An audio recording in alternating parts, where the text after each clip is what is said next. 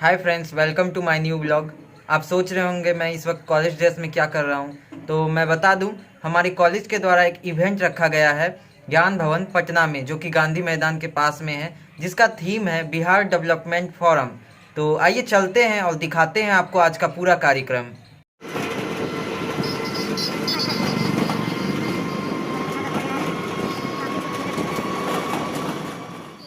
Finally पहुंच चुके हैं ज्ञान भवन। आप देख सकते हैं मैं इस वक्त ज्ञान भवन के सामने हूं।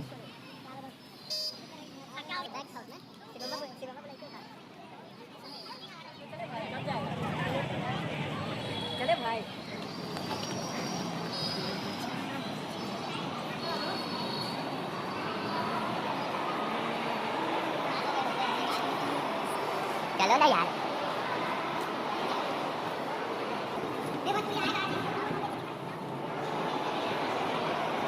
काफी अच्छा ब्लॉग बनाने लायक है।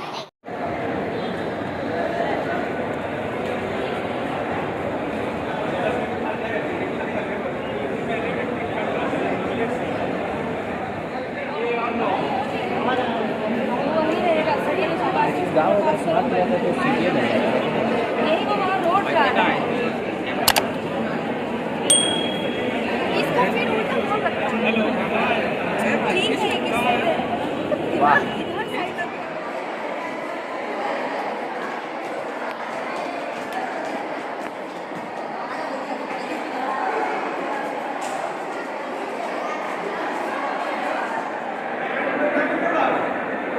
फाइनली मैं अपनी सीट पे बैठ चुका हूँ। अब से कुछ ही देर बाद प्रोग्राम स्टार्ट हो जाएंगे। यहाँ पे सीढ़ी के पास आकर के बैठ जाओ बेटा, किनारे में आकर के सीढ़ी के पास बैठ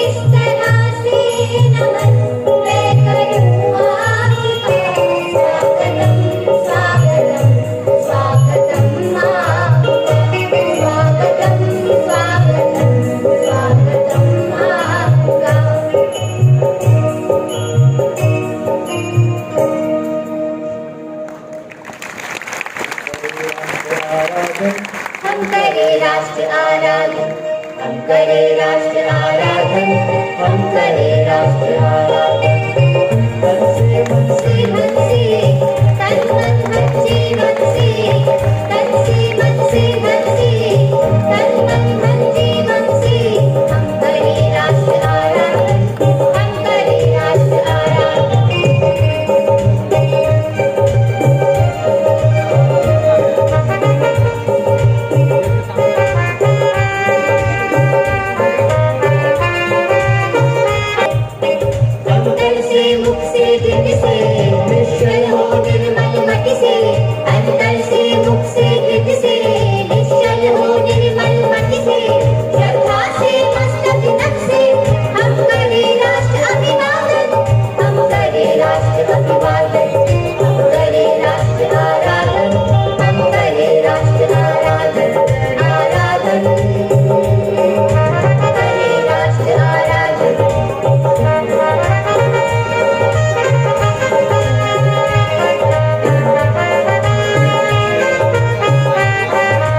अपने हस्ते शैशव से अपने खिलते यौवन से अपने हस्ते शैशव से अपने खिलते यौवन से प्रार्थना पूर्ण जीवन से हम करें राष्ट्र का अर्चन हम करें राष्ट्र का अर्चन हम करें राष्ट्र आराधन हम करें राष्ट्र आराधन आराधन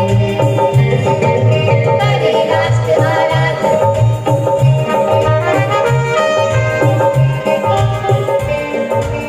अपने अतीत को पढ़ करे अपना इतिहास उलट करे अपने अतीत को पढ़ करे अपना इतिहास उलट करे अपना भवितव्य समझ कर हम करें राष्ट्र का चिंतन हम करें राष्ट्र का चिंतन हम करें राष्ट्र आराधन हम करें राष्ट्र आराधन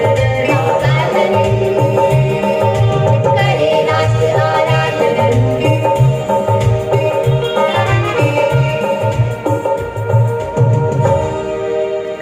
ये बिहार है विज्ञान विद्या का शौर्य का ये बिहार है अशोक चंद्रगुप्त मौर्य का ये बिहार 10वें गुरु गोविंद सिंह वीर का ये बिहार है भगवान महावीर का ये समुद्र गुप्त आर्यभट्ट की वसुंधरा दिनकर और नागार्जुन के ज्ञान से हरा भरा आप भी हमारे संग अपने मुंह को खोलिए आप भी हमारे संग अपने मुंह को खोलिए जय बिहार जय बिहार जय बिहार बोलिए जय बिहार जय बिहार जय बिहार बोलिए जय बिहार जय बिहार जय बिहार बोलिए जय बिहार जय बिहार जय बिहार बोलिए काल की और यही मगध है जो शान की ज्ञान में नालंदा पूरे विश्व का निशान की ये बिहार भूमि आदिकाल से महान की ये अशोक लाग के निशान का बिहार है विद्यापति नेपाली जी के शान का बिहार है पंडित चाणक्य वाले ज्ञान का बिहार है धर्म छठ पूजा पाठ का बिहार है राजगीर गर्व कुंड कपोलत का धरना है हरियर क्षेत्र ने सिखाया धर्म से संवरना है सभ्यता के वास्ते बिहार को टटोलिए सभ्यता के वास्ते बिहार को टटोलिए जय बिहार जय बिहार जय बिहार बोलिए जय बिहार जय बिहार जय बिहार बोलिए जय बिहार जय बिहार जय बिहार बोलिए जय बिहार जय बिहार जय बिहार बोलिए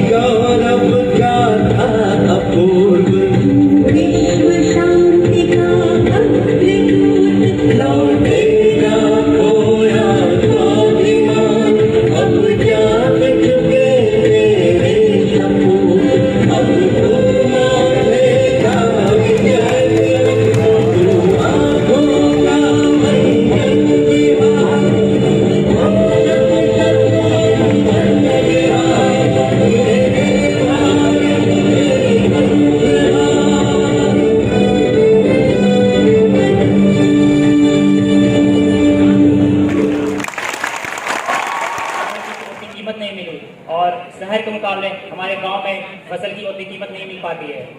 ऐसा है तो फिर तुम्हारे पिताजी मंडी में जाकर अपनी फसल को क्यों नहीं बेचते हैं? एक तो हम छोटे किसान हैं और हमारे पास छोटी जमीनें होती है, ना हम उतनी फसल पैदावार कर पाते हैं और ना ही हमारे पास इतनी सुविधाएं हैं कि हम मंडी में जा सके। तो तुम लोग कोऑपरेटिव फार्मिंग क्यों नहीं करते, जिससे तुम्हें कई फायदे होंगे? एक बात बता दूं, हमारे बिहार में 83% किसान मार्जिनल फार्मर्स हैं, उसमें से 30% भूमिहीन है। अरे भाई, ऐसे ही किसानों के लिए तो कोऑपरेटिव फार्मिंग एक वरदान है।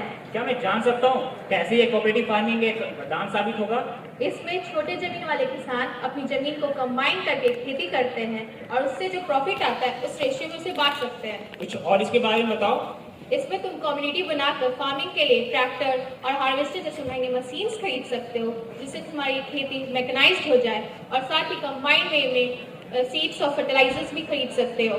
यह तो बहुत अच्छी बात है, मैं अपने गांव के मुखिया जी से इसके बारे में बात करता हूँ। जी हाँ, अगर यहाँ के किसान खेती में बदलाव लाए तो बिहार के कृषि में भी सकारात्मक परिणाम मिल सकते हैं।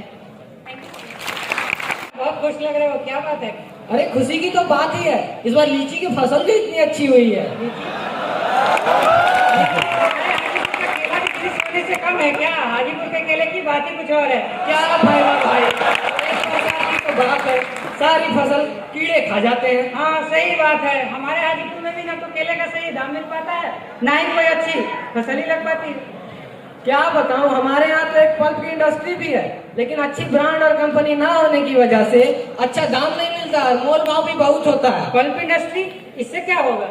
पल्प इंडस्ट्री का कारोबार भारत में 240 करोड़ का है, 240 मिलियन डॉलर का है। और तो और 2019 में मुख्यमंत्री जी इसका उद्घाटन भी किए थे समस्तीपुर में। अच्छा, लेकिन हाजीपुर में तो केला है ना, तो क्या हुआ? केला, लीची, अमरूद, टमाटर जैसे फलों का ही तो हम लोग पल्प बनाते हैं। और तो और केला के रेशा से तुम थैला बना सकते हो, चटाई बना सकते हो, पर्दे बना सकते हो। मैंने बाजार में देखा है, केले के पत्ते के प्लेट और कटोरी बन के बिकने लगे हैं। अच्छा, वही हम कल टीवी में देखे मखाना बेच रहा था, वही मखाना जो 300-400 का किलो बिकता है, वही वहाँ दोगुना तिगुना रेट पे बिक रहा था। हाँ भाई, तुमको पता नहीं है, कंपनी वाला अपने ब्रांड का लोगो लगा के बेचना शुरू कर दिया। तब लगता है तुम सरस मेला नहीं गए। सरस मेला में ऐसा क्या था? वहाँ हम देखे जूट का इतना सुंदर सुंदर गुलदस्ता था, पर्दा था, चटाई था, और जानते हो महिला का पर्स भी था। 150-200 ग्राम जूट लगा होगा पर्स बनाने में, और उसका कीमत 1200 रुपया, 1500 रुपया ऐसे बेच रहा था वो लोग। भैया, हम तो सोचे कि जूट से केवल घोड़े बनता है, तब तो मक्का से भी कुछ ना कुछ जरूर बनता होगा। अरे काहे नहीं, मक्का का स्टार्च और कॉर्नफ्लेक्स तो पूरा दुनिया में इतना बिकता है, बस जरूरत तो है सरकार को इनकी प्रोसेसिंग इंडस्ट्री लगाने की।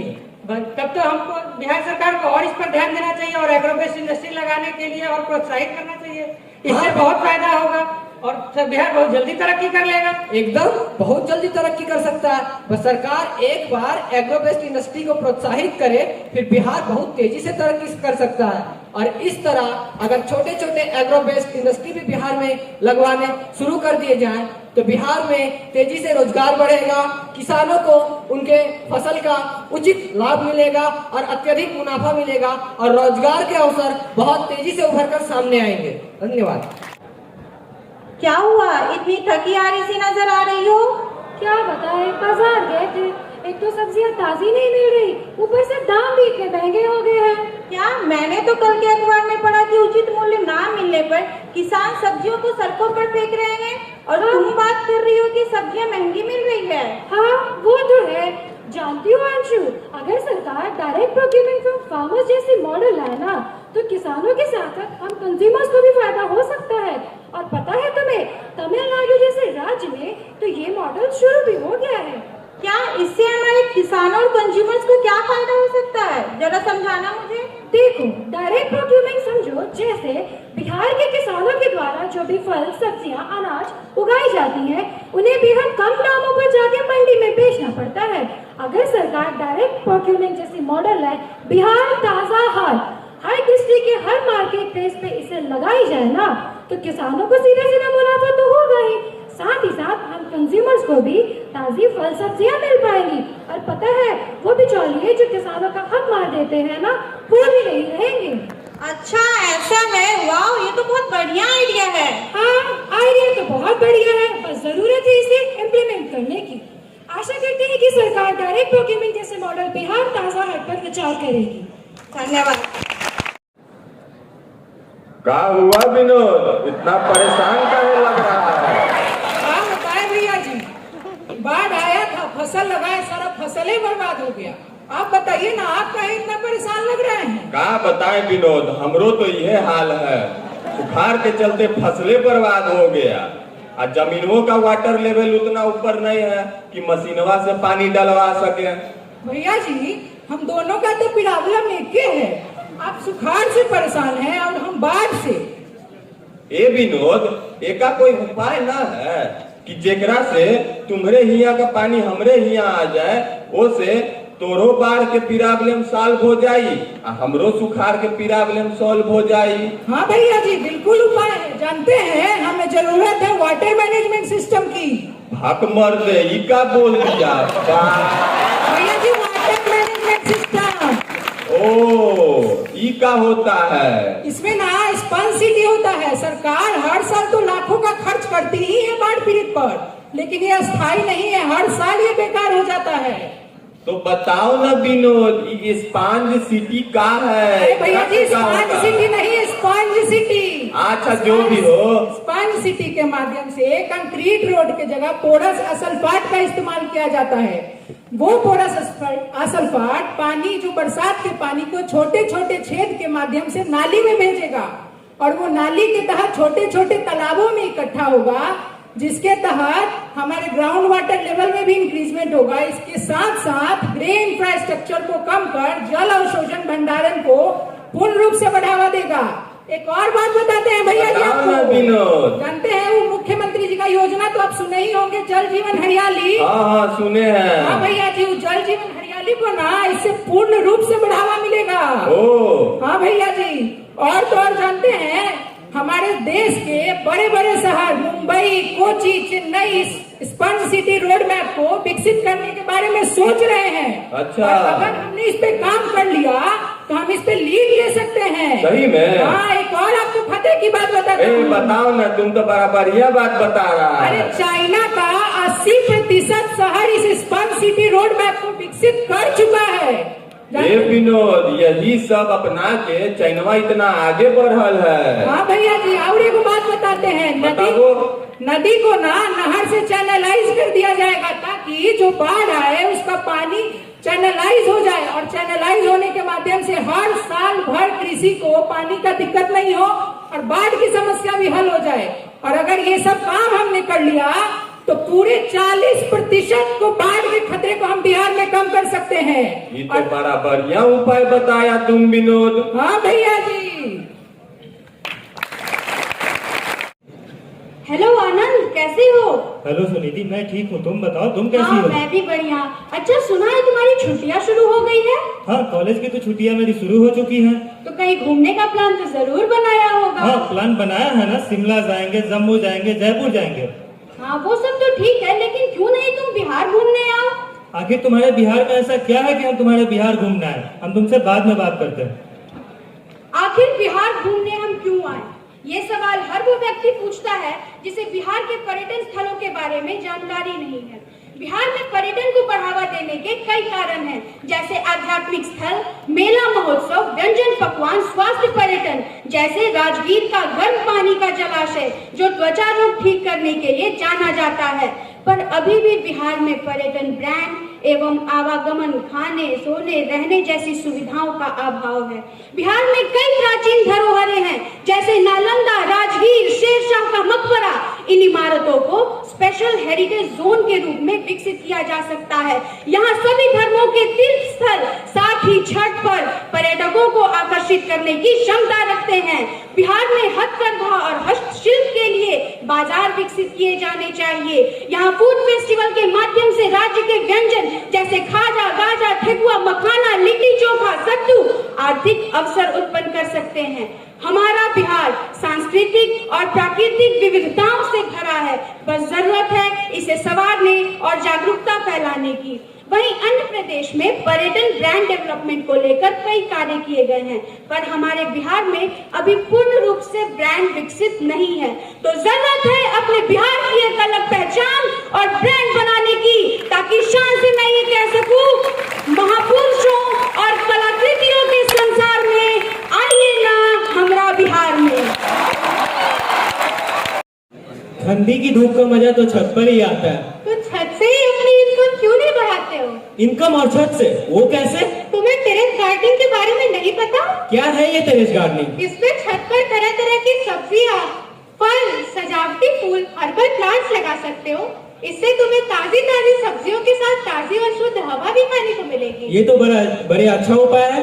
एक और फायदे की बात बताओ। हाँ बताओ। बिहार सरकार ने बागवानी योजना चलाई है, जिसमें 50% तक की राशि अनुदान के रूप में दी जा रही है। यह तो बड़ी अच्छी पहल है सरकार के द्वारा। हाँ, तुम्हारा छत तो काफी बड़ा है, तुम अगर चाहो तो उस पर सोलर प्लेट्स भी लगा सकते हो। फिर तो इससे बिजली की काफी बचत भी होगी। हाँ, तुम अपने बिजली को ग्रिड में देकर अपना बिल कम करवा सकते हो। फिर तो इसे शहरों के साथ साथ गाँव में भी अपनाना चाहिए। गाँव में खाली जमीनें हैं, छत भी खाली ही रहते हैं। हाँ, और उनमें सोलर प्लेट्स लगाकर उनकी बिजली की समस्या सुलझाई जा सकती है। इससे गांव और शहर दोनों का विकास होगा। तो सोलर प्लेट्स लगाओ, अपनी आय बढ़ाओ और सूर्य भगवान की कृपा का संपूर्ण लाभ उठाओ। तुम जानती हो, हमारे देश में 100 से अधिक स्मार्ट सिटी बनाने का निर्णय लिया गया है। वैसे स्मार्ट सिटी से तो तुम परिचित होगी।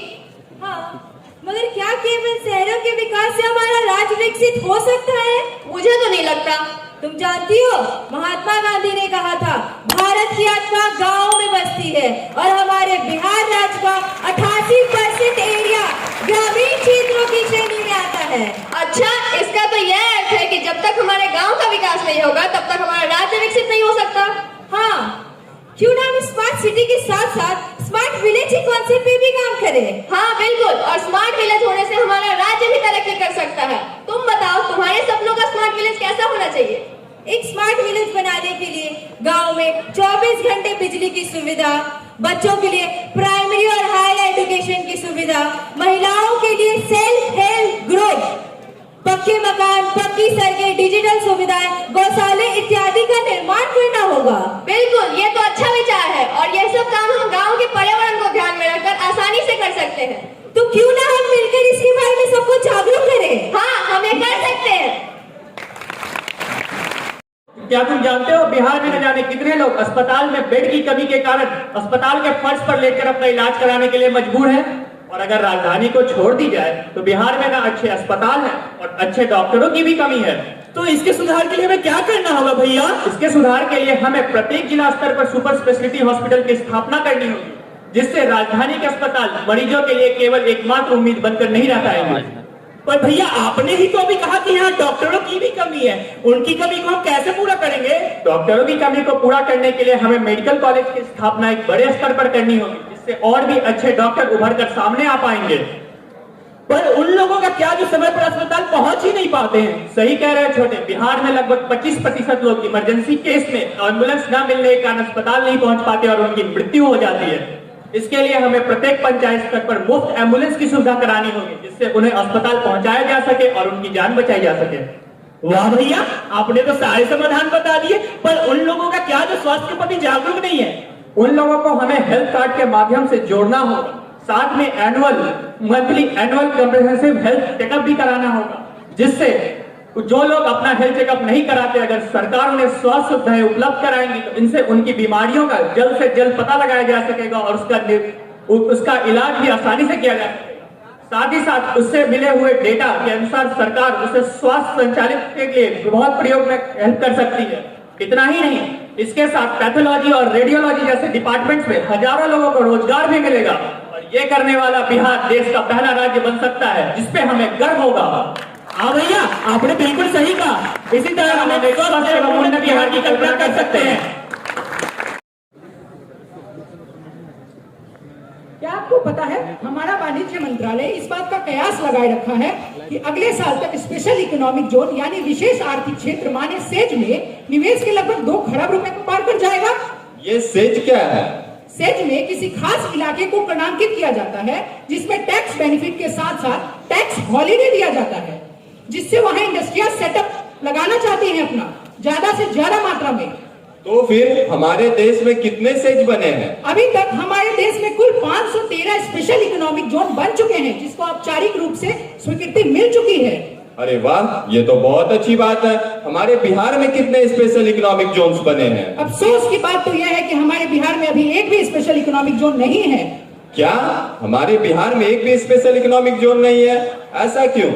असल कारण यह है कि बिहार सरकार भूमि अधिग्रहण विवाद में पड़ना ही नहीं चाहती, यही कारण है।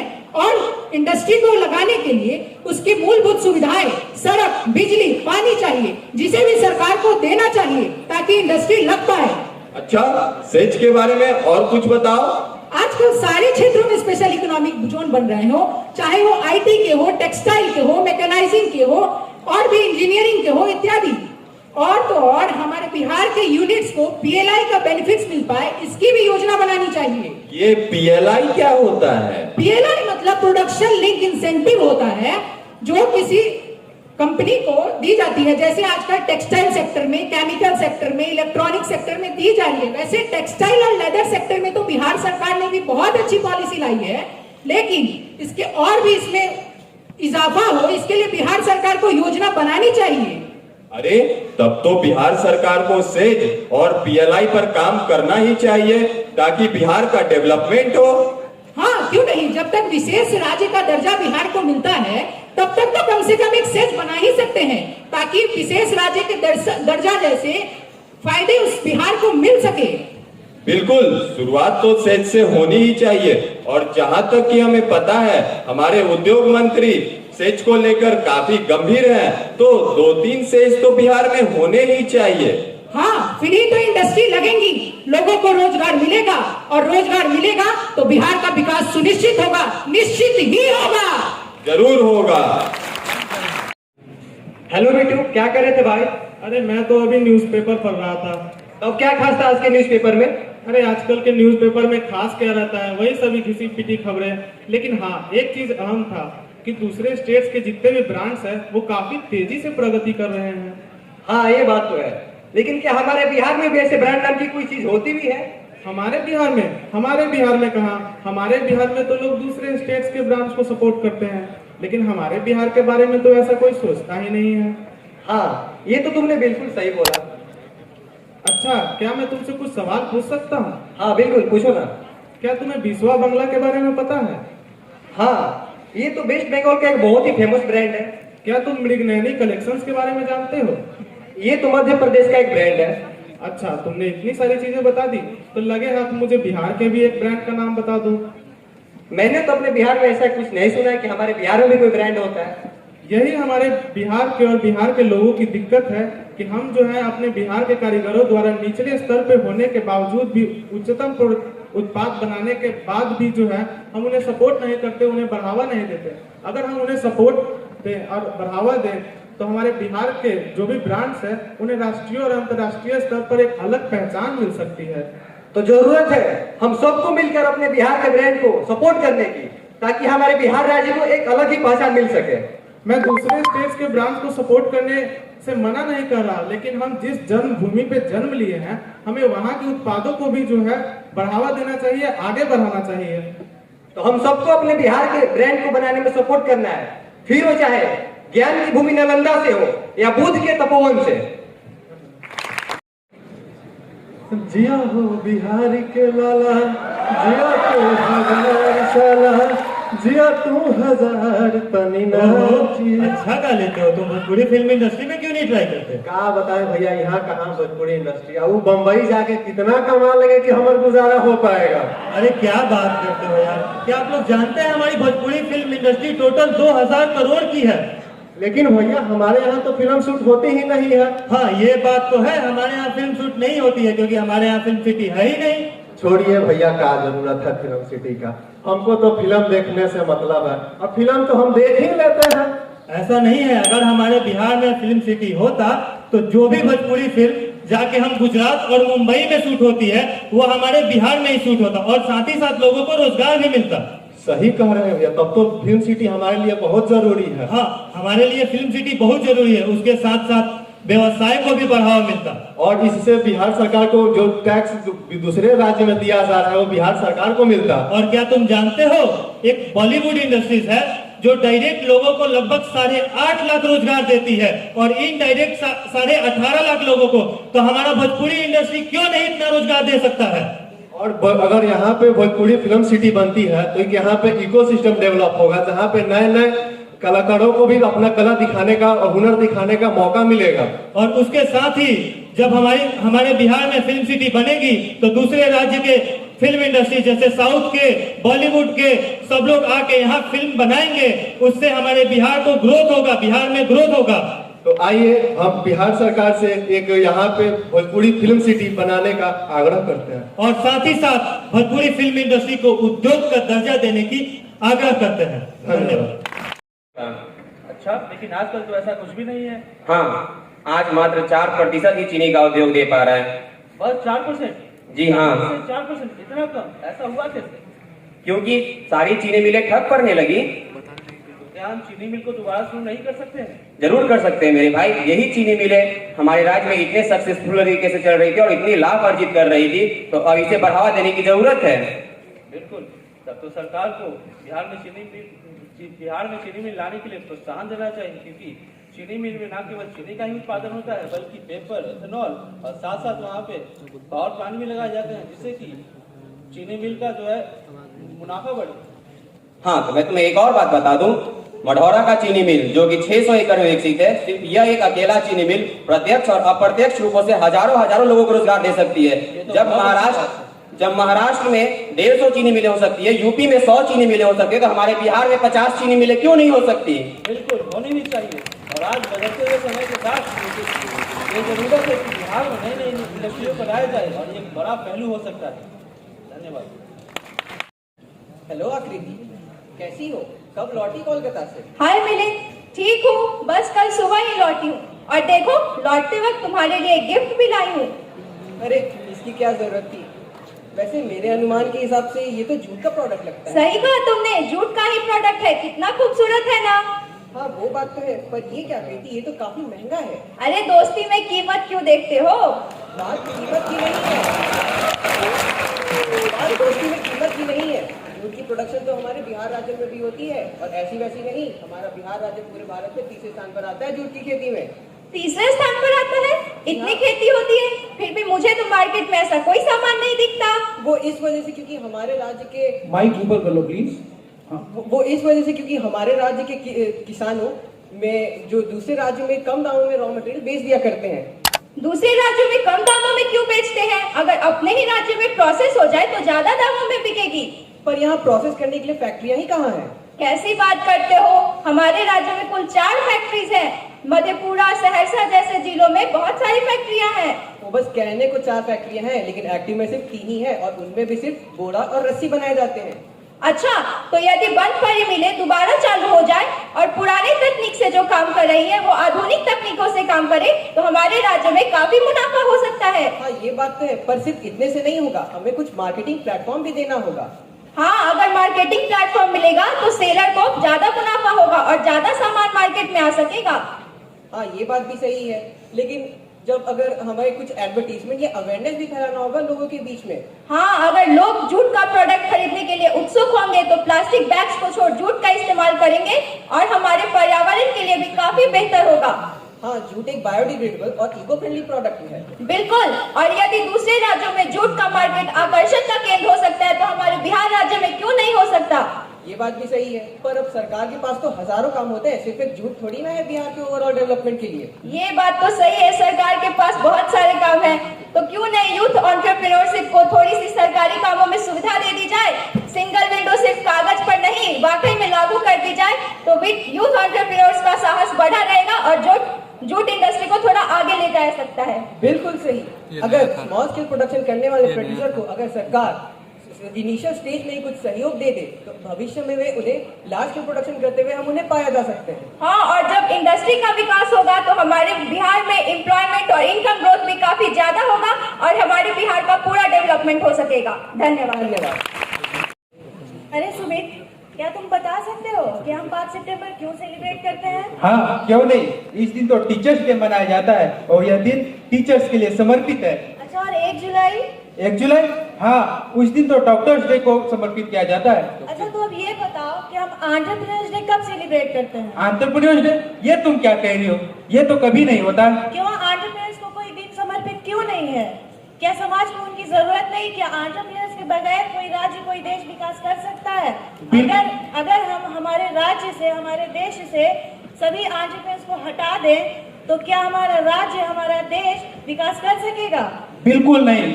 इस ओर तो कोई ध्यान भी तो नहीं देता है। यही तो बात है जो हमें समझनी चाहिए कि एंटरप्रेन्योर्स का भी सम्मान हो, एंटरप्रेन्योरशिप का सम्मान हो। हाँ, सही कह रहे हो तुम। अक्सर देखा जाता है कि कई बार कई प्रोफेशन के लोगों को स्टेज पर बुलाया जाता है तो उसका परिचय एक प्रोफेशन वाइज कराया जाता है। ये बहुत बड़े डॉक्टर है, ये बहुत बड़े इंजीनियर है, ये बहुत बड़े लॉयर है। लेकिन जब किसी एंटरप्रेन्योर को स्टेज पर बुलाया जाता है तो उनका परिचय एक समाज सेवी के रूप में कराया जाता है। हाँ बिल्कुल, आखिर उनकी यह पहचान क्यों छुपाई जाती है? क्यों उन्हें नजर से देखा जाता है? क्यों नीची नजरों से देखा जाता है? आखिर एक एंटरप्रेन्योर होने में क्या बुराई है? उन्हें समाज में कमतर क्यों माना जाता है? जबकि बगैर एंटरप्रेन्योर्स के कोई भी राज्य, कोई भी देश का विकास संभव नहीं है। बिल्कुल सही कहा तुमने। तो इन बात पर मैं एम्फेसाइज करना चाहता हूँ कि एंटरप्रेन्योरशिप के लिए सम्मान हो और उन्हें सम्मान की नजरों से देखा जाए। और हाँ, समाज और सरकार के द्वारा उन्हें वो समुचित सुविधाएं दी जाए, उन्हें वो मंच दिया जाए, उन्हें वो सम्मान दिया जाए जिसके वो हकदार हैं। क्योंकि एंटरप्रेन्योरशिप को सम्मान मिलेगा तो अगली पीढ़ी जो वो एंटरप्रेन्योरशिप बनने के सपने देखेंगे वो कुछ बड़ा करना चाहेगी। आज हम अलग अलग फील्ड में जाना चाहते हैं, हमारे माता पिता हमें हर फील्ड में प्रमोट करते हैं, लेकिन हमें एंटरप्रेन्योरशिप के लिए कोई प्रमोट नहीं करता। ऐसा क्यों? हमें इस सोच को बदलना होगा और इस दिशा में भी सरकार को कदम उठानी चाहिए। और प्रत्येक जिलों में एंटरप्रेन्योरशिप के लिए पुरस्कार होना चाहिए। प्रत्येक युवा उद्यमियों को पुरस्कृत किया जाना चाहिए, उन्हें प्रोत्साहित करना चाहिए, उन्हें सम्मानित करना चाहिए और उन्हें एक आइकन के रूप में देखना चाहिए। क्योंकि आगे चलकर यही उद्यमी जो है वो टैक्स तो भरेंगे और जॉब भी देंगे।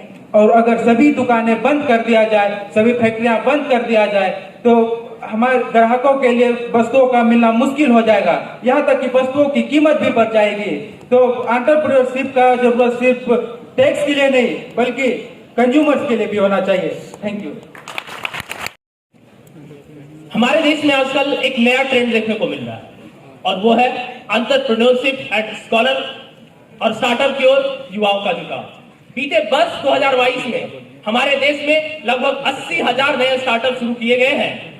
तो इसमें से बिहार में कितने हुए हैं? लेकिन चिंता की बात यह है कि हमारे बिहार में केवल 300। इसलिए हमारे बिहार में भी इस ट्रेंड को बहुत जोर शोर से आगे बढ़ाने की जरूरत है। भाई तो मुझे एक बात बताना, हम लोग बिहार में इस ट्रेंड को आगे कैसे बढ़ा सकते हैं? बिहार में इस ट्रेंड को आगे बढ़ाने के लिए सरकार को हर एक जिले में एंटरप्रेन्योरशिप इंक्यूबेशन सेंटर की स्थापना करनी होगी, जहां जो भी स्टार्टअप खोलना चाहे उन्हें प्रॉपर गाइडेंस मिल सके। अरे भाई तुम डिस्ट्रिक्ट में से खोलने की बात करते हो, यहाँ हमारा कॉलेज के स्टूडेंट स्टार्टअप में अच्छा कर सके इसके लिए सीमित पाटलिपुत्रा में एंटरप्रेन्योरशिप इंक्यूबेशन सेंटर खोला जा रहा था। लेकिन विगत 3 सालों से सरकार के अनुमति के लिए ये रुका हुआ है। अगर सरकार इसको ये अनुमति दे दे तो सीमित एंटरप्रेन्योरशिप को एक ऊंचे लेवल पर ले जा सकता है।